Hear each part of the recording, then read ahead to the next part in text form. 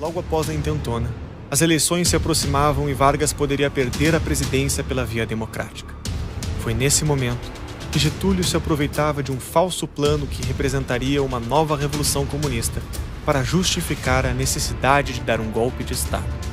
Nós temos perigo de invasão totalitária aqui no Brasil, então vamos fazer o seguinte, vamos decretar um estado de sítio, que é constitucional, então eu tiro todas estas liberdades e a gente volta a concentrar o poder. Com o estado de sítio declarado, o Congresso foi fechado. O poder legislativo e o judiciário foram suspensos. O caminho estava livre para Vargas exacerbar o seu poder e colocar em prática a ditadura mais implacável que o Brasil conheceu na sua história. O cara que toma o poder em 30, suspende a Constituição. Aí, por pressões paulistas, faz uma Constituição em 34.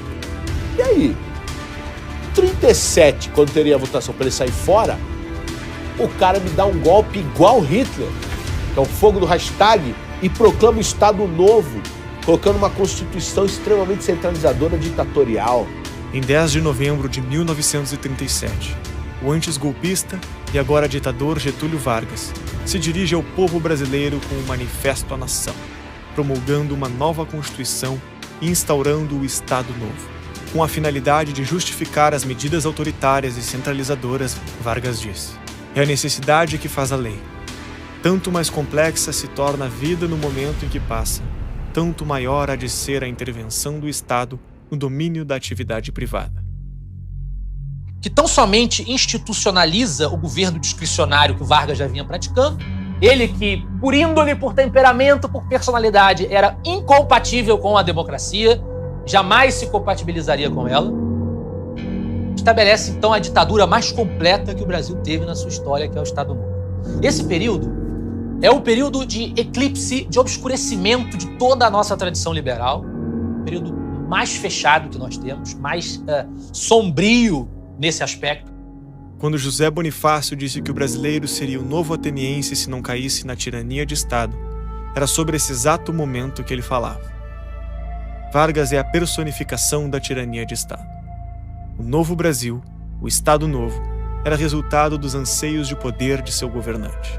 Por decreto, Vargas extingue todos os partidos políticos, atitude emblemática de quem busca o poder total. Todos os prefeitos passavam a ser nomeados pelos governadores dos estados. Os governadores, por sua vez, eram nomeados por Vargas.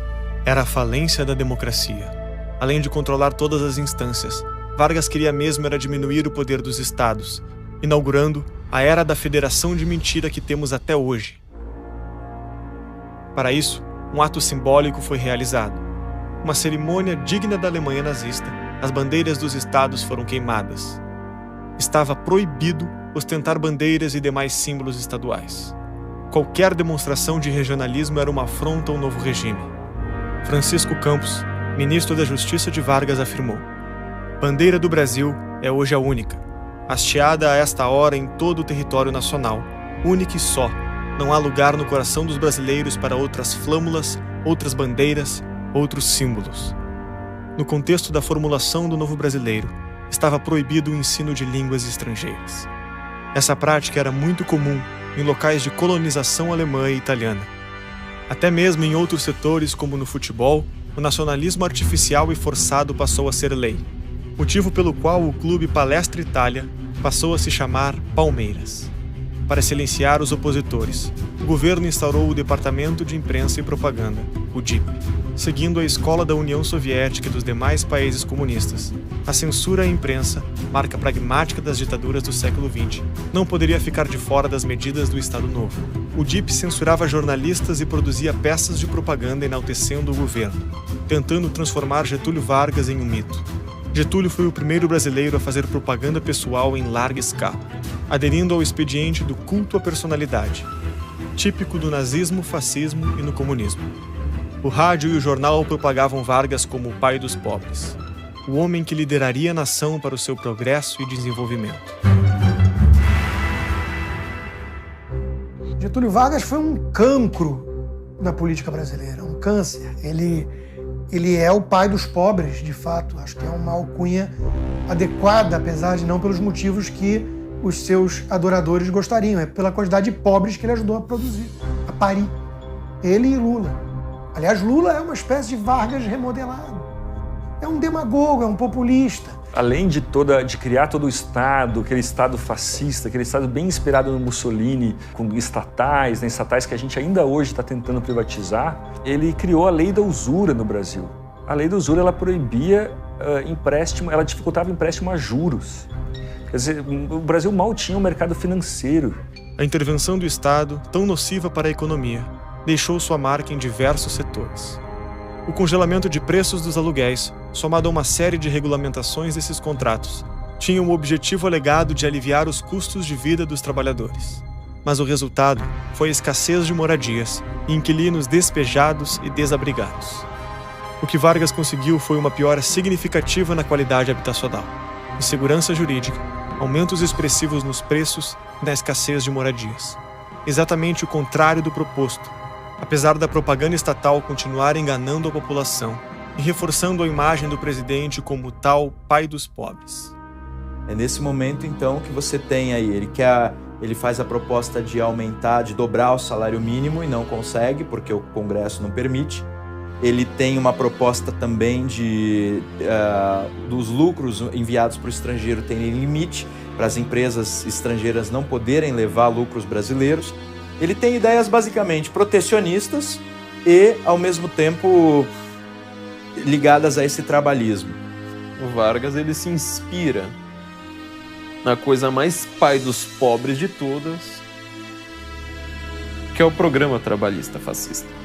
Criou a CLT, vigente até hoje, depois de mais de 60, 70 anos, inspirada na Carta del Alvoro de Mussolini, um fascista.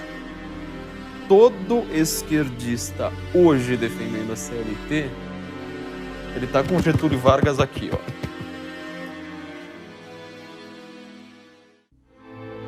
No longo prazo, as leis trabalhistas prejudicam os trabalhadores, aumentando o chamado custo Brasil. Por que investir no Brasil é tão desvantajoso? Impostos e encargos trabalhistas oneram em excesso as empresas, gerando a inflação que corrói o valor dos salários, diminuindo seu poder de compra, resultando no empobrecimento geral do povo. O custo Brasil faz com que empresas contratem menos pessoas e afasta investidores estrangeiros, que preferem economias que dão mais retorno ao seu investimento. Quem defende a CLT no Brasil hoje? Quem defende o legado de Vargas como positivo? Quem defende os sindicatos fortes? Quem defende um Estado onipresente e intervencionista? Lembrando do slogan de Mussolini, nada fora do Estado, tudo pelo Estado, tudo para o Estado. É a esquerda. Daí a gente conclui que o fascismo é de esquerda. Mas isso pode dar nó na cabeça de muita gente, que aprendeu a repetir que fascismo é só de direita. Esse é o político que Lula, que Dilma, que Cristóvão Buarque, que, sabe, Ciro Gomes, toda a esquerda brasileira atual se inspira. Na hora de falar, olha, o Brasil ele se modernizou, o Brasil é um país novo, o Brasil, a gente quer manter os nossos direitos, a gente quer criar direitos trabalhistas.